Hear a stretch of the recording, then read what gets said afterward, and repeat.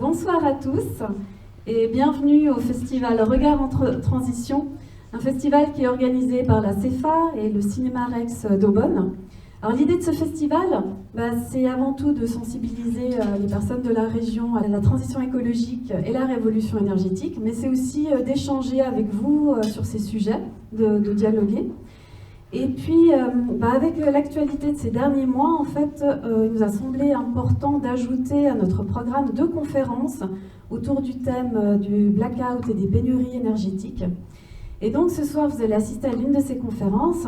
Et voilà, vous aurez la chance d'avoir 3 intervenants qui vont aborder le sujet des pénuries sous l'angle de la confiance. Donc, vous avez M. Grégoire Chamba, qui est un spécialiste en durabilité, risque systémique et théorie de l'effondrement. Ça fait de nombreuses années qu'il alerte déjà sur la vulnérabilité de la Suisse face à un risque de blackout. Et puis on a aussi la chance d'avoir M. Nicolas Sutter, qui est municipal à Aubonne et aussi député au Grand Conseil, qui va nous apporter son point de vue en tant que politicien. Et puis quand il s'agit de confiance, on aimerait aussi avoir l'avis des médias. Donc on a la chance d'avoir aussi Cédric Jotran, qui est le rédacteur en chef du Journal de Morges, qui va nous apporter son témoignage en tant que journaliste. Donc le but de la conférence, c'est d'échanger et dialoguer. Donc on vous propose, une fois que les personnes sont intervenues, de faire vos remarques, de poser vos questions, puis de discuter un petit peu. Donc je vous souhaite à tous, au nom de la CEFA et du Cinéma Rex, une très bonne soirée. Merci donc pour cette invitation à discuter de cette thématique qui peut tous nous affecter, soit à l'improviste, soit ici peut-être avec une forme de préparation possible, c'est-à-dire, je parle spécifiquement ici d'un blackout, mais on pourrait aussi parler de pénurie dans une certaine mesure. Le blackout désigne l'interruption en courant sur une large région qui concerne ici les utilisateurs finaux d'une région donnée, c'est-à-dire que même si on peut avoir dans cette région-là de l'électricité qui continue d'être transmise sur des longues distances, l'important c'est qu'elle parvienne directement jusqu'aux personnes qui en ont besoin, les entreprises qui en ont besoin, etc. C'est un risque qui est bien connu de l'administration fédérale, qui a été identifié depuis le début des années 90, voire même avant, comme étant un des risques les plus importants pour la Suisse, un des 3 les plus importants avec celui de pandémie, qui s'est matérialisé il y a 2 ans, et celui de pénurie, qui lui aussi maintenant fait l'objet de beaucoup plus de discussions. Et le risque de blackout, il peut parfois étonner parce que dans nos vies d'expérience de personnes vivantes, nous n'avons pratiquement jamais eu d'interruption d'approvisionnement en électricité, d'interruption d'approvisionnement aussi de biens de première nécessité. On a eu très légèrement moins de masques, ou en tout cas une nécessité de les économiser il y a 2 ans. Et du coup, penser l'interruption de quelque chose qui paraît tellement évident et tellement donné, ça sort quelque part de nos cadres normaux, ça nous demande un effort d'imagination. Depuis que la Suisse se prépare à des scénarios de risques de ce type-là, c'est une préparation qui commence, on peut la retracer jusque depuis la Seconde Guerre mondiale, les conditions ont considérablement évolué. À l'époque, les blackouts désignaient, pendant la Seconde Guerre mondiale, des interruptions de tout éclairage public afin de masquer à l'adversaire, ici aux belligérants européens, tout repère leur permettant de s'orienter lors des campagnes de bombardement. Et les vulnérabilités à une interruption du courant aujourd'hui, dont on parle de ça, ce ne sont plus du tout les mêmes qu'il y a 10 ans, même 20 ans et surtout 30 ans. Depuis la révolution numérique, le Web 2.0, l'électricité est devenue un bien public d'importance stratégique dont toute l'importance n'est pas forcément toujours comprise. On a besoin d'électricité aujourd'hui pour téléphoner. Il y a 10 ans, ce n'était pas le cas. On avait des systèmes de téléphone qui étaient en grande partie indépendants. Et aujourd'hui, pour des raisons d'économie, on y a, avec l'opérateur principal de notre pays, Swisscom, des communications qui sont uniquement numériques, on n'a plus d'analogique. On a toute une partie de notre économie et surtout de nos systèmes de finances qui aujourd'hui dépend essentiellement d'électricité qui ne peut plus fonctionner. On paye essentiellement pour la grande majorité d'entre nous avec la carte et plus le cash, qui a encore quelques deniers chez lui, des billets en prévision que peut-être on pourrait parler au distributeur demain. On a aussi nos systèmes d'information. Comment est-ce qu'on va chercher, comment est-ce qu'on s'informe. On est passé récemment avec la radio aussi à ce qu'on appelle la radio numérique, ce qui nécessite des récepteurs particuliers et qui elle, nous rend plus vulnérables à pouvoir retrouver de l'information quand tout à coup tout s'arrête. On pourrait continuer la liste encore et encore de tous ces éléments qui font qu'aujourd'hui, nous avons encore plus besoin d'électricité dans le passé. Et il y a tout ce qu'on ne voit pas et qui pourtant a une importance énorme dans la sécurité de tous et de toutes ici. C'est ce qu'on appelle les systèmes d'instrumentation et de surveillance. C'est-à-dire, c'est tous ces systèmes qui permettent de pouvoir contrôler en temps réel et de piloter des infrastructures du type des barrages, des centrales électriques, des usines de production. Élément aussi extrêmement important, tous les systèmes et les opérateurs de chaînes logistiques qui font arriver à bon port, qui font s'assurer que quand on va à la Migros, à la Coop, à Denner, etc., on a du lait, du beurre et d'autres produits frais qui sont à disposition sans qu'on ait pas à se poser la question comment. Un autre élément à considérer avant de passer à l'élément de la confiance, c'est que nos institutions ne sont plus autant préparées que par le passé. Au niveau fédéral, les compétences de capacité de gestion de crise ont atteint leur sommet juste après les années 1990, après quoi toutes les compétences qui ont été construites pendant des dizaines d'années de menaces nucléaires ont été démantelées en quelques années. La raison étant qu'en 1990, on n'a plus l'impression qu'on aura de danger majeur. L'Union soviétique vient de tomber, le mur de Berlin vient de tomber, l'Union soviétique n'est plus. On a l'impression que c'est fini. Après le 11 septembre 2001, on se rend compte que c'est plus tout à fait la même chose, mais il y a encore des résistances, et encore jusqu'à aujourd'hui, on n'a même pas retrouvé les compétences théoriques qui avaient été atteintes dans les années 1990. C'est-à-dire, nous avons un problème ici en termes de capacité de gestion de crise, et ça, pas en fait au niveau des communes, pas au niveau des cantons, mais bien au niveau de la Confédération. Ça a des conséquences sur nous. Et enfin, notre réseau électrique aujourd'hui est plus complexe. On a à la fois différentes sources de génération qui n'étaient pas autant prévalentes que par le passé, des sources intermittentes. On ne produit pas d'électricité tout le temps, mais qu'il faut pouvoir gérer. On a un réseau qui est tendanciellement vieillissant, dans lequel il y a eu peu de renouvellement d'infrastructures importants, ce qui rend plus vulnérable. Et on a aussi un contexte dans lequel, avec l'ouverture du marché à la concurrence, on a fragilisé tout un tas d'acteurs qui nécessitaient des conditions plutôt stables. Et aujourd'hui, quand je pose la question au niveau fédéral, qui est responsable, on me répond, on ne sait pas.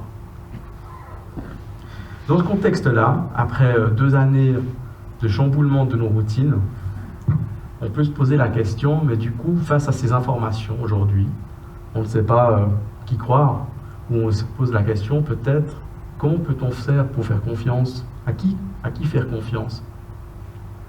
Au début de 2020, si je me rappelle bien, on nous disait, mais en fait, oui, il y a ce virus en Chine, mais il ne va pas nous atteindre ici. Et puis, début mars, tout à coup, tout a changé. Et du jour au lendemain, on a vu ces images saisissantes du nord d'Italie.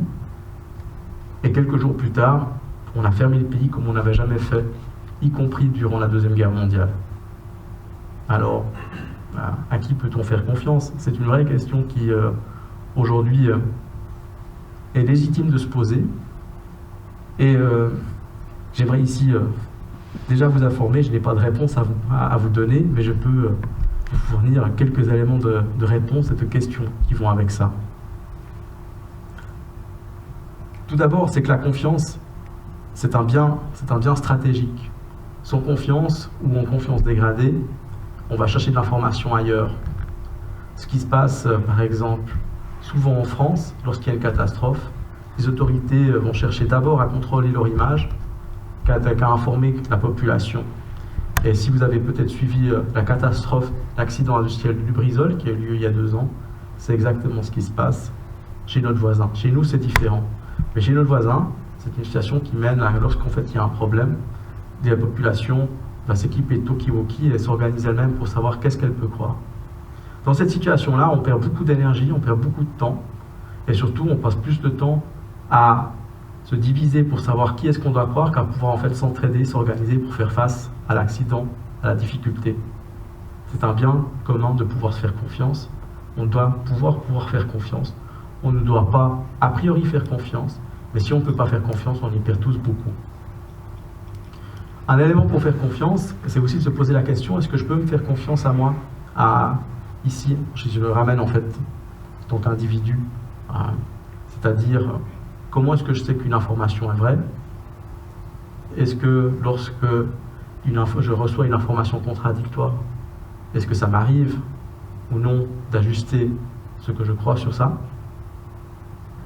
Et ça, c'est des éléments importants qui ont de l'implication sur comment est-ce qu'après on construit un avis, quand surtout on est en face à une situation complexe dans laquelle il y a beaucoup d'ambiguïté, il y a beaucoup aussi d'informations contradictoires. Parmi les traits en tout cas qui peuvent nous influencer à pouvoir faire confiance après à d'autres sources d'informations, il y en a, j'aimerais en évoquer ici 4 rapidement. La première, c'est que la confiance, elle se construit sur une base d'honnêteté, ou en tout cas d'effort d'honnêteté. Elle requiert loyauté, c'est-à-dire reconnaissance des torts et faire amende lorsqu'en fait on se trompe.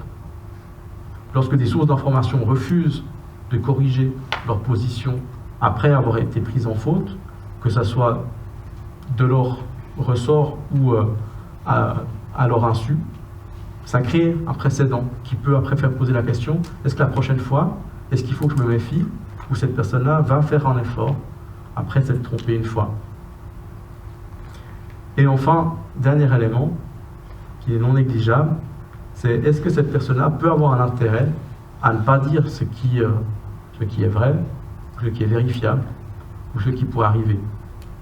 Et ici, à l'échelon tout cas fédéral, il y a des incitations chez des acteurs à pas forcément ne pas dire la vérité, mais ne pas tout dire. C'est ce qu'on appelle un mensonge par omission. Ici,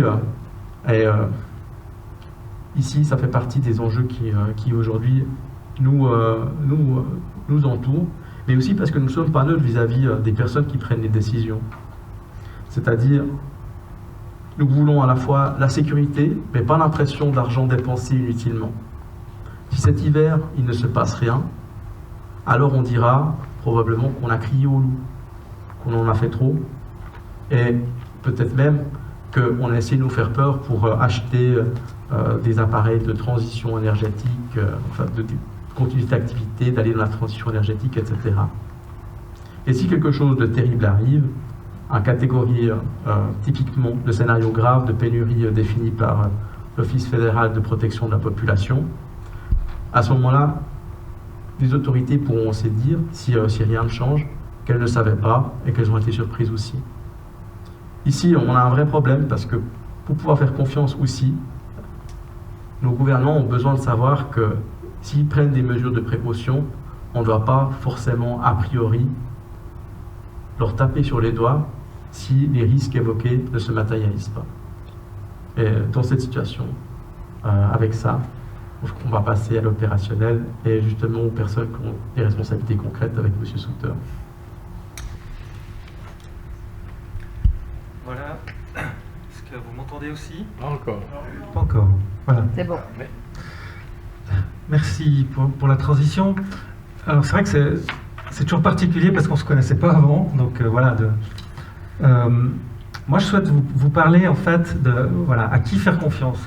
Et de mon expérience de politicien. Alors, ma première expérience de politicien, c'est « faites-moi confiance ». Je le répète, « faites-moi confiance ». Je plaisante, bien sûr. C'est vrai que, pour un politicien, la confiance, c'est important. Et puis, moi, je dirais que un des premiers principes que j'ai, et c'est comme vous l'avez d'ailleurs dit à la fin, c'est que pour moi la confiance c'est quelque chose qui se construit. Et c'est vrai que moi j'ai un a priori assez positif, j'ai tendance à faire confiance rapidement, mais ça se construit. C'est-à-dire que si la confiance était un pont, ben au début c'est un petit pont qui permet de transporter un certain nombre de choses, puis après au fil des ans, des expériences, c'est un pont qui se solidifie et sur lequel plus de choses peuvent passer. Et puis, vous avez parlé d'un certain nombre de valeurs. Moi, je pense que c'est vraiment important. Je voulais faire un petit parallèle avec l'alpinisme.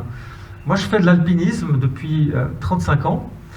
Et il y a des amis avec lesquels j'ai une grande confiance en montagne parce qu'on partage un certain nombre d'expériences. C'est-à-dire que je les ai vus dans des situations de stress, quand la météo tourne, quand les conditions neigeuses sont pas bonnes, je les ai vus réagir. Donc voilà, du coup la confiance se construit. Je les ai vus et aussi ensemble on a fait demi-tour, on a admis une erreur. Et puis ça c'est quelque chose d'important dans cette construction de la confiance. Puis je pense que c'est aussi important de savoir que la confiance, si elle se construit, elle se perd aussi, elle se regagne. Mais voilà, c'est quelque chose qui est en mouvement, qui est en construction. Et puis je pense que c'est vraiment important d'avoir ça en tête et de vraiment chercher à construire un certain nombre de ponts de confiance pour, dans chaque situation donnée, ben voilà, savoir que je peux me tourner vers telle personne s'il y a une question sur la santé, par exemple. Ben, d'avoir confiance dans une personne, dans son point de vue, c'est important. C'est vrai qu'il y a aussi des certifications. Alors, si je reprends mon exemple de la montagne, ben, un guide, ben, on lui fait peut-être confiance a priori plus parce qu'on se dit qu'il a un certain nombre de certifications, il a prouvé qu'on peut lui faire confiance. Mais encore une fois, pour moi, ce n'est pas carte blanche. Je pense que c'est vraiment de l'expérience et dans le cheminement. Donc ça, je dirais que c'est la première chose pour moi, c'est que la confiance, elle se construit. Le deuxième principe qui pour moi est important, puis vous en avez parlé aussi, c'est moi ce que j'appelle, c'est à qui profite le crime. C'est-à-dire que de toute évidence, il y a des intérêts en jeu. Alors, pour ça c'est très important, on va vers toujours plus de transparence. Je pense que c'est important d'annoncer ses intérêts, quel est son employeur, voilà, si vous êtes membre d'un conseil d'administration, de quel parti politique vous êtes, qui est-ce qui vous finance. Je pense que ça, c'est quelque chose qui est très important, parce que, évidemment, ça aura un impact sur ce que vous allez dire, donc sur la possibilité de faire confiance à une personne ou pas. Mais je dirais que plus qu'annoncer ses intérêts, il y a et c'est là que je pense que c'est important de dire à qui profite le crime, c'est qu'il y a des circonstances. Vous avez peut-être tous été dans une réunion de travail. Si votre responsable hiérarchique est dans la salle ou pas, ça a une différence. Parce que voilà, vous vous adressez peut-être différemment à vos collègues, votre intérêt de circonstance est peut-être différent. Ici, à ma gauche, il y a des représentants importants de la presse régionale. De toute évidence, quand un politicien parle et qu'il y a Cédric Jotran à ses côtés, ça fait une différence. Parce que, voilà, on cherche peut-être à faire passer un message. Alors là, les élections sont dans longtemps, donc il n'y a pas trop de problèmes. Mais je pense que ça, c'est important de savoir qu'on a des intérêts, et puis dans chaque circonstance, ces intérêts sont amplifiés par un certain nombre de choses. Donc moi, j'essaie d'être attentif à ça, et puis d'essayer de comprendre ce qui se passe. Le troisième principe qui pour moi est important, c'est un principe qui est que, alors je l'appelle comme ça, enfin c'est pas moi, je l'ai lu, mais c'est la raison justifie ce que le cœur a choisi. Je m'explique. Je pense qu'on fait tous, ou on a tous fait des choix importants dans sa vie, et puis qu'après, dans notre raisonnement, dans notre recherche d'information, on va chercher à justifier ces choix.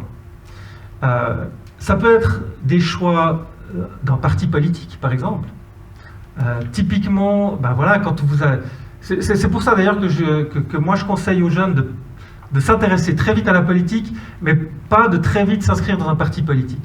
Parce qu'une fois qu'on est dans un parti politique, ben, évidemment, on est entouré de personnes qui ont un certain nombre de principes similaires. Voilà, on rencontre des gens qui pensent un peu comme nous, et puis on se justifie en fonction. Donc ça, c'est la question des partis politiques, mais il y a des choix qui sont aussi plus importants et plus essentiels. Moi, je parle ça, je pense, des choix d'existence. Si vous croyez que Dieu existe ou pas, ça a une influence sur votre vie. Si vous êtes darwiniste à l'extrême, eh ben, si on prend le problème du climat, c'est pas un problème. Voilà, la race humaine s'éteindra, il y aura d'autres espèces qui survivront, d'autres plantes. Où est le problème? Si vous êtes antispéciste, de toute évidence, ça aura une influence sur l'information que vous cherchez, sur ce que vous allez dire, parce que c'est une information essentielle de savoir si la race humaine est égale aux fourmis ou pas. Donc je pense que ces choix vraiment de cœur, qu'est-ce que j'aurais envie de dire, sont vraiment importants. Et je pense que moi, je cherche aussi, justement, dans le développement de relations, de chercher des relations de confiance, je cherche à essayer de comprendre aussi la personne qui est en face de moi, quel est son système de valeurs, parce que de toute évidence, ça influencera ce qu'il va dire, ce qu'il va penser. Et puis, je prendrai peut-être juste un petit exemple, puisqu'on parle de pénurie et de prix de l'électricité, par exemple. Alors c'est vrai qu'on voit que les prix de l'électricité ont pris l'ascenseur de manière importante pour vous et moi, de manière stratosphérique pour certaines entreprises. Et puis, je trouve assez intéressant d'en faire une lecture, parce qu'il y a des personnes, des politiciens ou des journalistes qui sont contre les règles du marché, contre le libéralisme, qui disent, voilà, c'est de la spéculation, c'est scandaleux, ça montre les limites totales du marché libre. Et puis, de l'autre côté, il y a des gens qui sont pour le libéralisme, qui disent, ça fait 20 ans qu'on n'a rien réussi à faire pour le climat, et enfin, grâce au marché, grâce à l'explosion des prix, on a fait plus en 6 mois qu'on a fait les 20 dernières années. Alors, je ne vous dirai pas qui a raison ou qui a tort, mais c'est juste pour vous dire que, suivant quel est votre arrière-plan, ben, vous pouvez interpréter les choses de manière différente. Et puis là, je ne suis pas en train de dire qu'il y en a un qui a raison ou un qui a tort. Simplement, pour répondre à cette question, à qui faire confiance, ben moi j'essaie de comprendre premièrement moi-même quelles sont vraiment mes valeurs fondamentales, qu'est-ce qui m'anime, parce que des fois je ne me rends pas forcément compte. Mais aussi mon interlocuteur et les interlocuteurs à qui je recherche une interaction, pour essayer de comprendre. Et puis après, je pense que c'est important d'élargir un petit peu son cercle, parce que c'est vrai que quand on est contre soi, puis là, je donne un autre petit exemple, mais on m'a demandé dans un cadre politique d'organiser une conférence sur la transition énergétique, et puis on m'a juste quand même dit en aparté, mais tu invites des gens qui ont les mêmes valeurs que nous. Et c'est pour vous dire que, ben voilà, si on organise une conférence et on invite des gens pour nous réconforter dans notre position, ben peut-être qu'on apprendra un certain nombre de choses, mais je pense qu'on n'élargira pas forcément, et puis dans notre quête de la vérité, je pense qu'on n'ira pas très loin. Donc je pense que c'est important de savoir quelles sont nos valeurs, de savoir les défendre, et puis aussi de chercher un petit peu à étendre notre cercle, à ouvrir notre cercle, à aller confronter des gens qui n'ont pas forcément les mêmes idées que nous, parce que tout simplement, soit ça peut nous conforter dans nos propres idées, mais ça peut aussi nous faire avancer. Et puis je pense que c'est ce processus qui permet aussi voilà, de renforcer ce pont de la confiance, qui nous permet de dire, voilà, telle personne, quand elle prend la parole, moi j'ai à 90%, je lui fais confiance. Telle autre personne, voilà, j'ai vécu un certain nombre de peut-être mauvaises expériences, je vais plus remettre en question ce qu'il me dit. Et puis voilà, j'espère avoir répondu à comment est-ce que moi je détermine à qui faire confiance. Alors, j'enchaîne. Ça joue? Voilà, j'enchaîne. Oui, effectivement, alors il y a plusieurs choses qui ont été dites. Je ne vais pas répéter les choses que je partage, donc je vais m'orienter sur 2 points qui sont plutôt dans la presse. C'est vrai qu'on a déjà, pour faire un préambule, on résume la presse en parlant des médias, mais évidemment que on résume trop souvent à tort ces prises de position. Si vous prenez, je sais pas, le Paris Match ou bien le Voici, c'est pas la même chose que Le Monde ou 24 heures.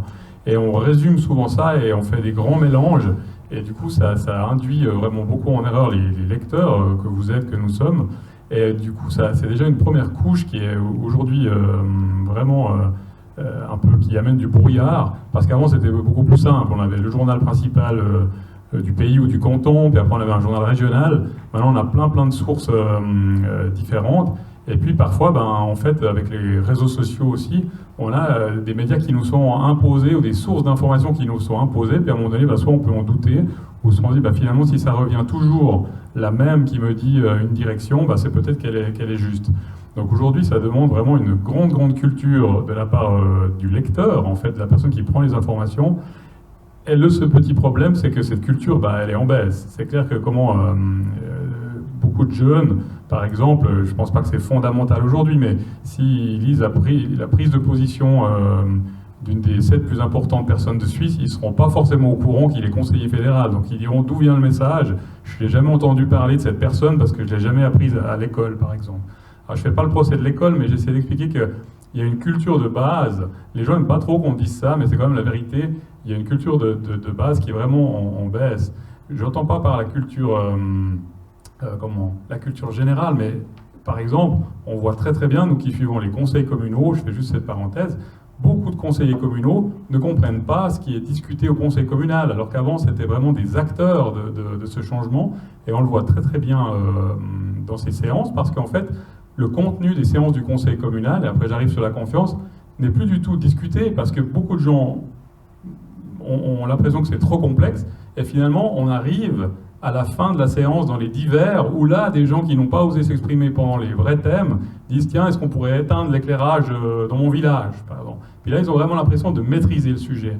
Et là, ça induit un grand problème de confiance, c'est qu'évidemment, on va aller prendre en fait l'information où elle est au plus simple, où elle est la plus accessible, on peut la comprendre. Si je vous lâche le mot dans le sujet qui nous occupe, kilowattheure, vous êtes déjà perdu. Hein. Combien de personnes savent exactement ce que c'est un kilowattheure? Est-ce que quand je me feune les cheveux, quand j'ouvre la lumière, ou bien que je prends autre chose chez moi, qu'est-ce que je consomme? Vous avez perdu tout le monde, là, déjà. Alors qu'évidemment, c'est l'enjeu de ce blackout ou de cette pénurie. Donc du coup, il revient aux médias d'essayer de trouver des experts. Et il manque pour moi un acteur à qui profite le crime, c'est juste, ça se voit évidemment, je vous donnerai un exemple tout à l'heure. C'est en fait ce que j'appellerais l'autorité, qu'on pourrait traduire par l'autorité ou les autorités, c'est qu'il n'y a plus vraiment personne qui fait autorité. Donc du coup, ça replace le jeu, il n'y a plus le syndic, le conseiller fédéral, le chef de la BCV ou ça, toute parole est remise en cause. Et là, on le voit très bien avec le Covid, on a vu très bien avec le Covid que la Suisse étant impréparée comme à peu près le monde entier, tout à coup, mon voisin, mon épouse ou bien mon cousin est devenu spécialiste de santé publique, quoi. Et finalement, autour des tables, parce que moi j'avais jamais vécu autant de discussions aussi passionnées que le Covid, c'était pour savoir s'il fallait la taxe au poids ou la taxe au sac. Où là on a eu des experts à longueur de journée pour arriver finalement, semble-t-il que c'est pareil, hein, mais les effets. Mais en tout cas, pendant des années, il y a eu des discussions, les gens étaient prêts à en venir aux mains, et c'est pas revenu pour moi jusqu'au Covid. Et là on a vu, en tout cas, un problème de confiance parce qu'on n'a pas pu se tourner très vite vers l'autorité qui a un peu balbutié au départ, hein, je résume. Et puis là, il y a eu un phénomène tout à fait intéressant de la part des médias au sens large, ou de la presse traditionnelle, c'est qu'elle s'est alignée sur l'autorité ou sur les gouvernements ou sur les municipalités. Et les médias ont pris immédiatement un rôle de dire, voilà, en fait, là, on ne peut pas faire les malins, il faut vraiment qu'on transmette la parole ou la bonne parole aux citoyens. On doit vraiment être cet axe. Et pour un grand nombre d'éléments, de recommandations, moi je me souviens, on était alertés, par exemple, les petits journaux, le dimanche où on a pris conscience du Covid, et on nous a demandé, on a fait une opération commune, mais immédiatement, on a transmis sur nos sites internet, tous en commun, sans demander d'argent au canton, sans demander quoi que ce soit, on s'est mobilisé pour dire aux gens, je crois que c'était, si vous avez plus de 65 ans, restez à la maison, et puis sauf erreur, lavez-vous les mains. Je crois que c'était les 2 messages qui étaient au départ. Et puis, en fait, avec ce point de départ qui nous paraissait un peu du civisme, ou bien un acte citoyen, ben, on a continué à relayer, je dirais très très docilement, la parole de l'État. Chez nous, c'était beaucoup Madame Gorité, c'était le canton de Vaud qui faisait ces séances, qui étaient tout à coup des cathédrales. Puis il n'y a pas eu le moment où en fait, tout à coup, ça a été un peu remis en question. Je dirais pas remis en question, mais en tout cas, qu'il y ait un doute, des fois des questions, dire mais est-ce que vous faites, c'est juste, etc. Ça a mis quand même vraiment beaucoup de temps. Et là, les médias, ils ont pris un sacré coup au niveau de la confiance. Parce que ce qui est paradoxal, c'est qu'il y a une grande demande de la part du public, d'avoir des réponses, d'avoir des explications claires, quoi. Et puis, évidemment, je fais aussi j'ai un regard critique hein, sur les médias en général, n'ont pas toujours amené ces réponses issues de spécialistes. Et puis là, alors on arrive à qui on fait confiance. Tout à coup, évidemment, le seul à qui on pouvait faire confiance, c'était Didier Pittet qui nous disait qu'il fallait mettre du gel, quoi. Mais on n'avait pas le Didier Pittet bis ou son frère jumeau qui disait bon bah peut-être que le masque il serait pas mal aussi, quoi. Et d'ailleurs il a pris sa retraite, encore sa dernière interview, il a bien expliqué qu'il avait raison, que le masque était finalement pas si intéressant, la seule chose qui compte c'était le gel. Et je sais pas combien de fois Didier Pittet il est passé chez Rochebain pour expliquer qu'il y avait le gel et le gel, et personne n'a remis en question. Donc forcément tout le monde y est allé avec son gel, puis à un moment donné les gens disent mais tiens, est-ce que les médias ils ont vraiment joué leur rôle, est-ce qu'ils ont vraiment interrogé ça? Et ça c'est difficile d'avoir une pluralité d'opinions ou d'avoir plusieurs spécialistes. Et ça, c'est une critique qu'on peut faire aux médias. Vous prenez plein de secteurs différents. Par exemple, je le fais en rigolant. Un expert du football aujourd'hui, c'est Gabé Chapuisat. Ça fait 45 ans qu'il est expert du football. Mais pour les médias, j'entends. Hein.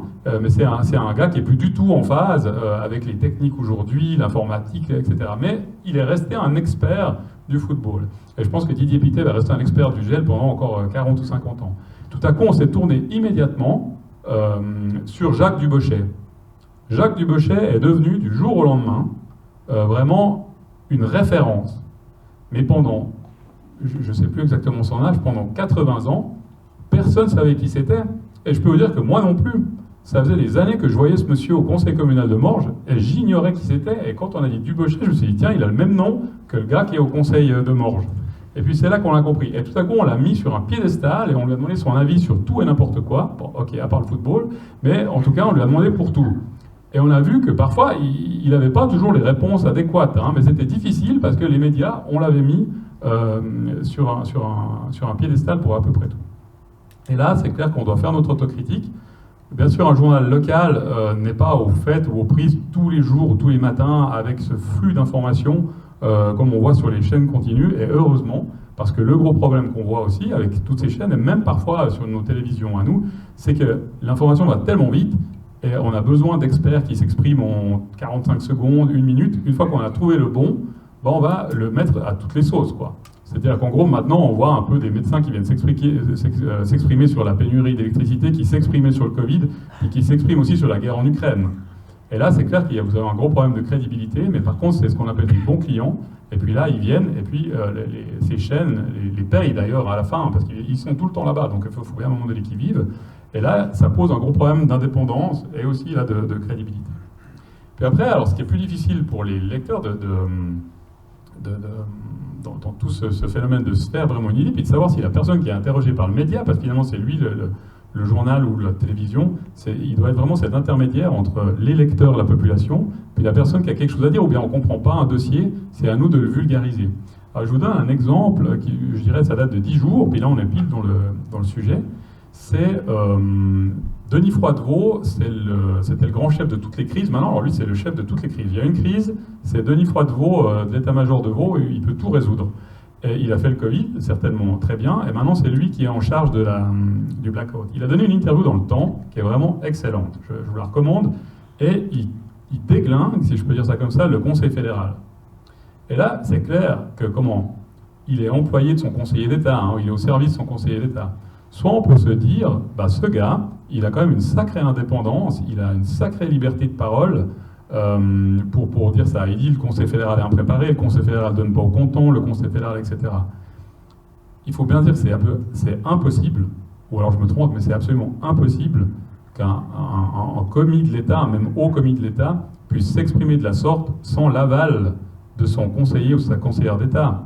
C'est clair que je peux m'imaginer, je suis quasi sûr de ce que je dis, que le journal a voulu faire l'interview du conseiller d'État en charge pour savoir comment ils jugent la question la position du Conseil fédéral, et ils ont envoyé le chef de service avec une liberté totale pour passer un message très clair, qui est de dire, nous, le canton de Vaud, on veut avoir plus de poids, ou alors on veut avoir des indications du Conseil fédéral. Et ça, c'est clair, le lecteur ne peut pas le deviner, ou tous les lecteurs ne peuvent pas le deviner. Mais c'est évident qu'on doit être attentif à ça, et puis sur des sujets bien particuliers. Par exemple, si on va, nous, le Journal de Morges, interroger M. Souter sur la politique du contournement d'Aubonne, quoi. Il va devoir ménager la Vigny, il va devoir faire gaffe avec Étoile, il va devoir pas trop taper sur Bière qui gagne de l'argent avec ses gravières. Mais disons, il peut le faire ouvertement parce que il peut poser les enjeux, parce que c'est pas géopolitique avec Bière, ils vont continuer à s'entendre, enfin sauf s'ils oublient de leur dire. Mais en tout cas, c'est possible d'être honnête. Et puis c'est ce qu'il a dit. Et nous, on a de la chance parce qu'on est dans un périmètre où on a vraiment beaucoup de gens honnêtes. Après se pose la question, si on peut la mettre au même niveau, c'est de la compétence. En fait, du jour au lendemain, M. Souter, il est élu, il a des compétences dans le domaine énergétique, si je résume, qui sont, je crois, incontestables par rapport à son parcours, et il va peut-être s'occuper des forêts, des cimetières et du sport. Mais peut-être il n'y connaît mais rien en sport. Mais du jour au lendemain, il fait autorité dans ce domaine. Et là, c'est clair qu'avant, on admettait cette autorité, ou la population admettait cette autorité. Maintenant, la population s'exprime énormément. Et là, c'est un énorme problème aussi de confiance, parce que c'est une fausse remise en question de la confiance. Vous avez 2-3 sujets à Aubonne, mais il y a des sujets dans chaque village. C'est-à-dire que les gens, aujourd'hui, et j'en terminerai là, si comme ça je digresse un peu des autres propos, c'est clair que les populations de tous nos villages, de toutes nos villes, elles ont beaucoup évolué. Elles sont plus, entre guillemets, d'ici. Ce qui n'est pas un reproche, c'est les villages qui ont ouvert des zones à bâtir, etc. Donc elles n'ont pas la même culture du village, elles n'ont pas même l'implication, parce que parfois elles travaillent à 50 km ou 60 km, elles partent tôt le matin, elles rentrent tard le soir, et tout à coup elles découvrent, juste en un petit moment, un projet de la commune. Et elles se disent, voilà, ils ont profité que j'étais loin toute la journée pour me mettre un projet négatif pour moi, qui va dévaloriser ma maison, qui va emmener mes enfants dans un autre village que la classe de mon village, et c'est un coup tordu de la part des autorités contre nous. Et ce qu'on ne sait pas, c'est que le projet, il a été discuté en municipalité, il a été proposé en conseil communal, il a été voté, il a été revoté, etc., etc. Mais beaucoup de gens disent, on m'a fait un coup tordu. Et là arrivent des gros problèmes de discussion, parce qu'évidemment, d'entrée, on dit l'autorité, le canton, la commune, la société locale, elle n'est pas honnête, elle n'est pas correcte, et tout de suite ça démarre. Et là, on peut trouver vraiment pas mal de gens pour nous suivre, et c'est le risque qu'on va avoir avec ce blackout, à mon avis. Je fais ce parallèle un peu large, mais mon avis, c'est qu'en fait, il ne se passe rien. Plus on voit de publicité qui nous disent qu'on doit cuire les carottes avec la casserole dessus, moins il y a de problèmes. Alors maintenant, des gens, je dirais, sans jeu de mots, ou avec un gros jeu de mots, illuminés, décident qu'éteindre les lampadaires va résoudre la crise mondiale, quoi. Et en fait, c'est de nouveau quelqu'un qui n'a peut-être pas du tout de compétences, mais qui dit, allez, je tente le coup, ça va foutu pour foutu, j'éteins les lampadaires de mon village, ça va toujours faire bien. Et nous, les journaux, on va courir, parce que c'est les premiers à faire cette mesure, donc c'est assez marrant à raconter. Et là, c'est bien possible qu'on ait un problème, c'est quand le problème arrivera vraiment, on va regarder pour dire, finalement, je vois pas pourquoi je me doucherais avec de l'eau moins chaude, ou je vois pas pourquoi je mettrais vraiment un couvercle sur ma casserole. Et là, on va avoir, je pense que ce sera différent du Covid, parce que le Covid avait vraiment une adhésion, à part vraiment un groupe minoritaire, qui avait, et tout, il y avait, je pense, quand même une adhésion. Là, ça va être beaucoup plus dur parce que c'est beaucoup plus complexe. Déjà, on ne va pas tousser ou on ne va pas être malade parce qu'il n'y a plus d'électricité. Donc là, on se rendait tout de suite compte que le Covid posait un problème, ou si on avait des morts dans notre entourage, on se rendait tout de suite compte que c'était parlant. Là, on ne va pas avoir normalement de morts de maladie, en raison du blackout, on verra pour d'autres raisons. Mais tant qu'il n'y aura pas ces trucs concrets, on va se dire, le gouvernement, il s'est bien payé notre tête, il dépense des campagnes avec des millions et des millions pour dire qu'on doit faire attention, et en fait, le problème, il n'y en a pas. Et là, je pense qu'on est parti tellement tôt cette fois, à mon avis, que le jour où on va arriver pile dans la presse, peut-être, si en plus c'est le 25 décembre et que les sapins sont allumés, je pense qu'on aura un grand problème de crédibilité pour informer nos populations. Alors voilà, j'ai un peu changé du style, j'espère que ces compléments ont pu vous intéresser, et puis pour le reste, je rends le micro à Natalia. Merci beaucoup. Merci beaucoup. Alors maintenant, je vais peut-être passer la parole aux spectateurs. Je ne sais pas si vous avez des questions, vous voulez ajouter quelque chose ou donner aussi votre point de vue. Est-ce qu'il y a quelqu'un qui veut se lancer? Alors je vous amène le micro. Tout à fait. On parle de ce blackout, de problèmes d'énergie, de problèmes d'approvisionnement, de gaz, de pétrole, d'électricité, de tout ça bizarrement juste après l'histoire de Russe-Ukraine. Et puis, en tant que naïfs qui ne suivent pas tous les soucis de cette planète, on se dit comment ça se fait que tout d'un coup, on a des problèmes avec le pétrole, avec le gaz, avec l'électricité, avec la benzine qui double le prix, avec toutes nos énergies. Or, jusqu'à maintenant, me semble-t-il, en Suisse, on avait de la chance. On avait quand même quelques centrales nucléaires qui fonctionnaient à peu près bien, quelques barrages qui sont enviés de la planète entière, qui nous fournissent une électricité plutôt correcte et plutôt verte. Et puis tout d'un coup, on devrait faire attention à l'électricité, au gaz, au pétrole, acheter des bougies, je ne sais pas. Alors c'est étonnant. Pourquoi tout d'un coup, cette pénurie de tout? Est-ce que quelqu'un veut répondre à cette question? Peut-être sur l'électricité. Alors oui, on a des beaux barrages, on en a plein. C'est vrai que sur l'année, on produit autant qu'on consomme, la Suisse. Donc bien heureux la Suisse.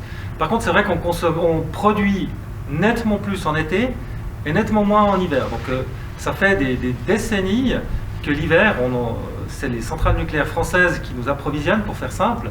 Et puis que l'été, c'est nos barrages qui font marcher une partie de l'Europe. Donc ça, c'est une réalité. Et puis, ça fait quand même quelques années qu'on voit venir ce problème avec le refus des accords avec l'Europe. Petit à petit, l'Europe nous a exclus.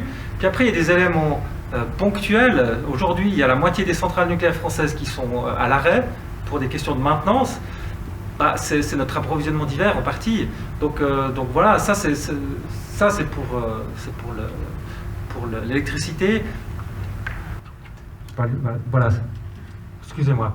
Je ne vais pas recommencer, je pense que vous avez entendu. Ensuite, pour ce qui est du gaz, c'est une réalité que voilà, pour la Suisse romande, 30% du gaz de Suisse romande vient de Russie, et puis que voilà, ce gaz est à risque, et puis pour toute l'Europe. Donc c'est vrai qu'il y a une voilà, les processus de marché qui sont assez complexes, mais qui font voilà, qu'il y a un risque, un manque d'offres qui font augmenter le prix. Et puis voilà, moi je pense qu'il ne faut quand même pas oublier que le pétrole et le gaz sont des ressources qui sont finies. C'est-à-dire que oui, on en trouve toujours un peu plus, mais on sait que la consommation mondiale augmente vertigineusement, puis on sait qu'un jour on n'en aura plus. Donc je pense que c'est ce que les prix reflètent en fait. Je vais ajouter quelque chose là-dessus, à cette réponse que je partage entièrement. C'est pas la première fois en Suisse qu'on a des potentialités de problèmes. C'est pas paru dans la presse. Et en 2015, si je me rappelle bien, je ne sais plus exactement si c'était du côté de décembre ou de janvier. Là-dessus, j'imagine qu'en ligne, on pourra faire la vérification.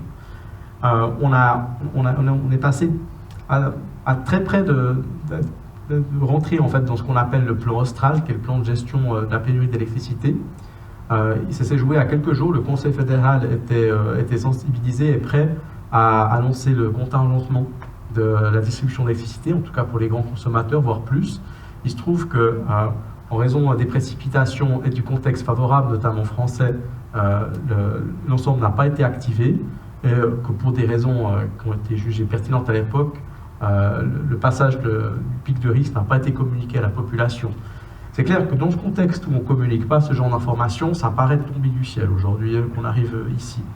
Mais moi qui m'intéresse à l'électricité depuis maintenant plusieurs années, j'entends le discours que la stratégie énergétique 2050 nous met en danger par rapport à notre autonomie énergétique depuis maintenant, je dirais, 5 ans, pratiquement au même temps que celle-ci a été votée. Ici, j'aimerais bien séparer une chose entre ce qu'on dit de la stratégie énergétique et la pertinence que celle-ci a en matière notamment d'autonomie des sources de production. C'est deux choses différentes.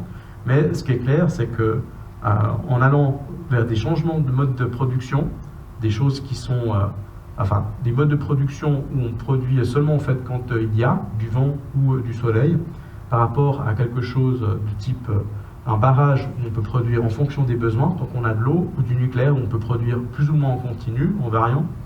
On va dans des situations différentes. Et l'autre chose, vous avez mentionné, on a eu le Covid, maintenant il y a l'Ukraine.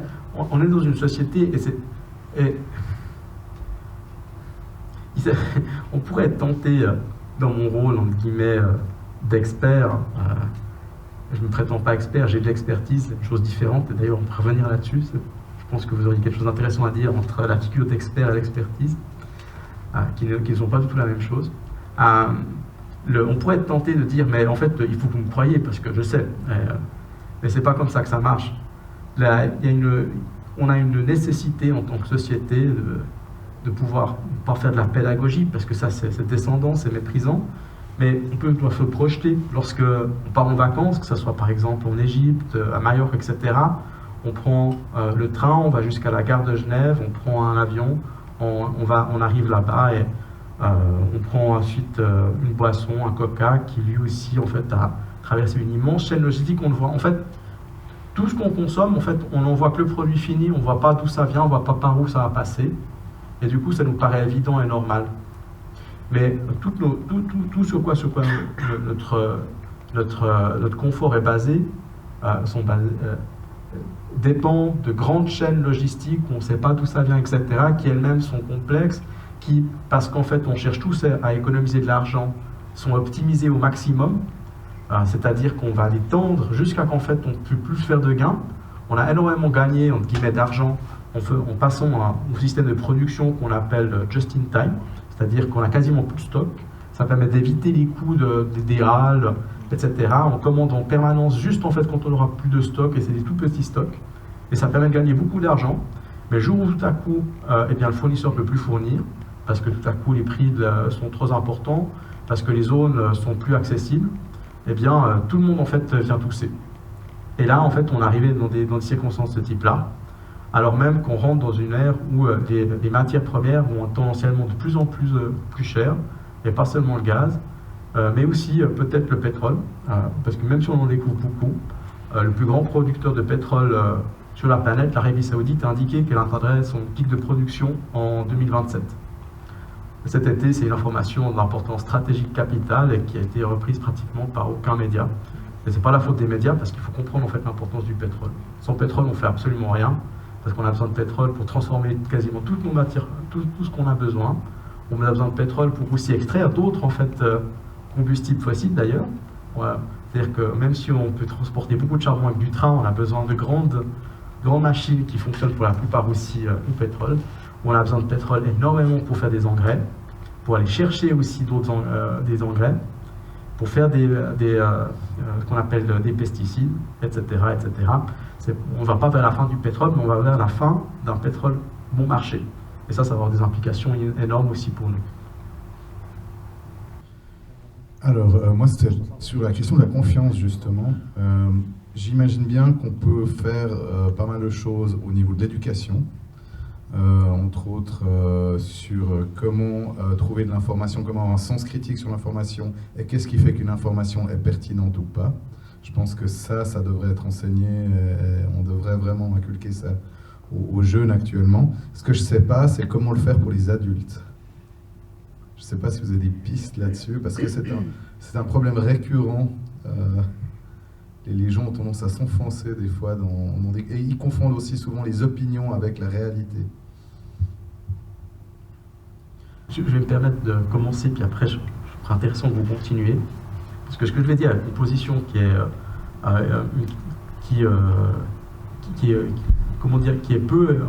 retrouve peu d'écho ailleurs, c'est l'esprit critique c'est extrêmement important. Et comme vous l'avez vraiment bien dit, ça dépend aussi de est-ce qu'en fait on va chercher les arguments de ce qu'on croit déjà, ou est-ce qu'on est prêt en fait à remettre en question du coup ce qu'on croit en allant chercher de l'information.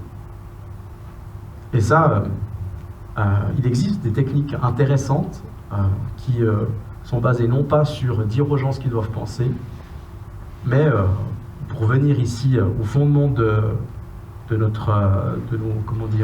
à des fondements philosophiques qui peuvent être partagés par tous, en posant des questions. Comment est-ce qu'on sait ça?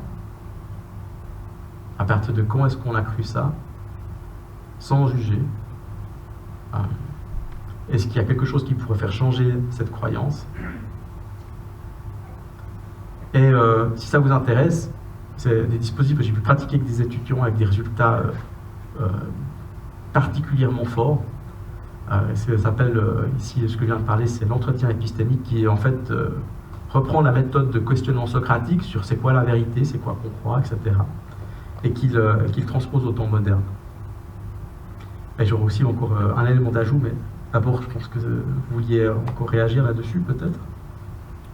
Bon, je parle un peu plus fort, je n'ai pas le micro, je dirais que vous posez une bonne question qui a une réponse. Voilà, je disais, vous posez une bonne question. Moi, je pense qu'il faut aussi avoir les yeux ouverts. Une partie de ce combat est perdue. Je pense pas que... Je ne vais pas vous donner une recette, puisqu'on est sur la confiance, je suis honnête. Je pense que là, on a vraiment perdu pas mal de gens en chemin qu'on ne va pas rattraper, d'après moi. Par contre, vous avez sur certains thèmes, vous voyez quand même, la Suisse c'est quand même toujours particulier, c'est toujours différent, le canton de Vaud aussi, il y a du respect, etc. Il y a de l'éducation aussi quand même, vous regardez dans les pays alentours, c'est pas pour rien que les discours les plus simplistes sont en train tous les uns après les autres de gagner le pouvoir, parce qu'il faut que ce soit simple, simpliste comme vous voulez. Par contre, on voit, et puis vous avez dit à un moment donné, je ne sais plus, non c'est vous qui avez dit en 6 mois, le fait que ça coûte plus cher a fait plus pour l'écologie qu'autre chose. Ce qui est intéressant, c'est quand même les gilets jaunes, dont on sait que, en tout cas les études ont montré que le niveau d'éducation n'était pas énorme. À un moment donné, c'est le porte-monnaie qui a vraiment fait la différence. La ligne rouge a été franchie. Et là, c'était très intéressant, je le fais vraiment en version courte, c'est qu'à un moment donné, les gens se sont rendus compte par eux-mêmes que, en fait, le fait d'aller travailler coûtait plus cher que de ne pas travailler, parce que l'essence, ils étaient payés tellement... Enfin, vous connaissez le tout, je pense, mais là, il y a eu, par exemple, les yeux complètement fermés du monde médiatique qui n'a pas vu ça, qui n'a vraiment pas vu.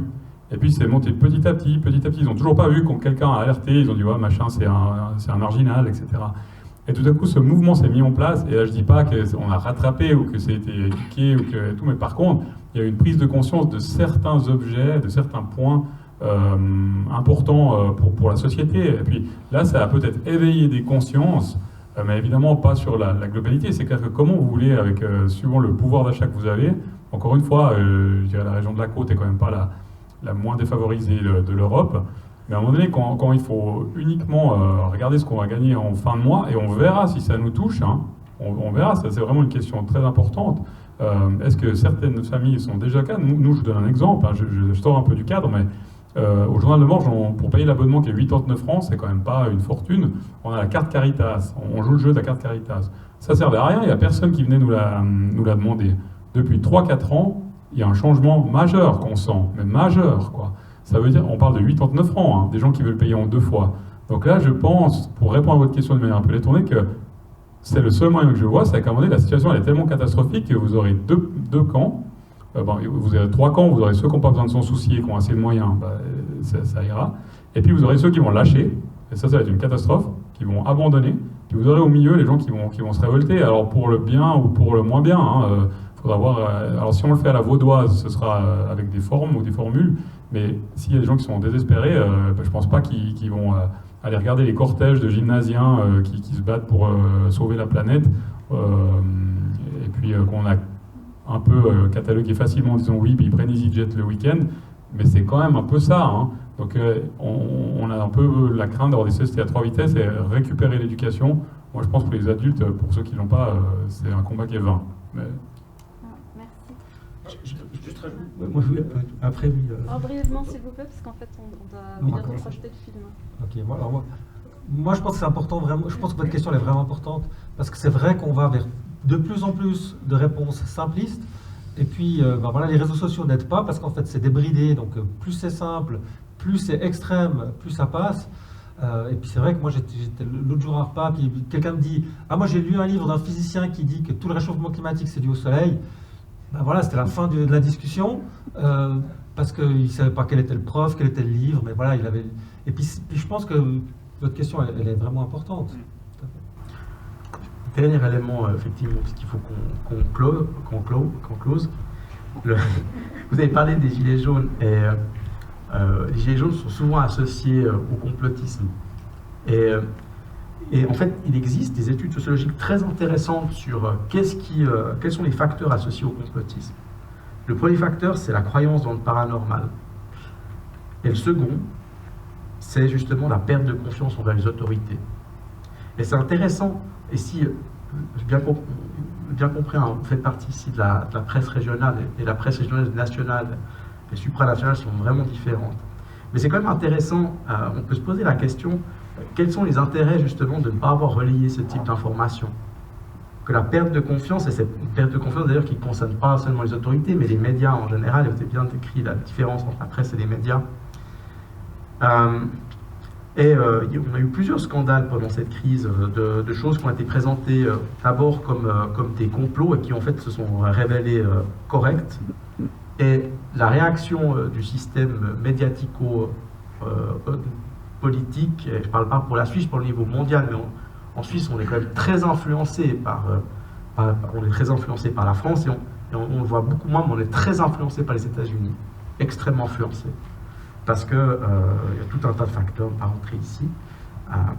Et la conséquence, c'est que pour les personnes qui, tout à coup, ont perçu sur un élément qu'on leur avait menti, quand la confiance, on la perd, comme dit l'adage, on la perd en litres, alors qu'elle se gagne en minutes. Et du coup, un des enjeux de l'esprit critique, la face cachée, la face pile ou face justement de ces combats pour l'esprit critique, c'est que la lutte contre les fake news, elle doit aussi s'accompagner d'une lutte contre, d'une lutte pour, en tout cas, l'effort de vérité des instances officielles. Parce qu'on ne peut pas seulement dire aux gens qu'ils doivent suivre en fait les sources officielles, si en fait, dans le même temps, on ne les condamne pas et on ne fait pas en fait un vrai travail d'investigation quand elles dévient. Y compris si en fait elles dévient parce qu'en fait elles font que reprendre les grandes chaînes d'information, ce qu'on appelle les agences de presse de type AFP, Reuters, etc., qui elles-mêmes en fait sont profondément biaisées à plein d'endroits et qui dépendent aussi d'experts qui eux-mêmes peuvent être biaisés, etc., etc., etc. Donc on est tous là-dedans, avec un pied dedans. Ça va être à nous de gérer ça. Voilà, merci beaucoup.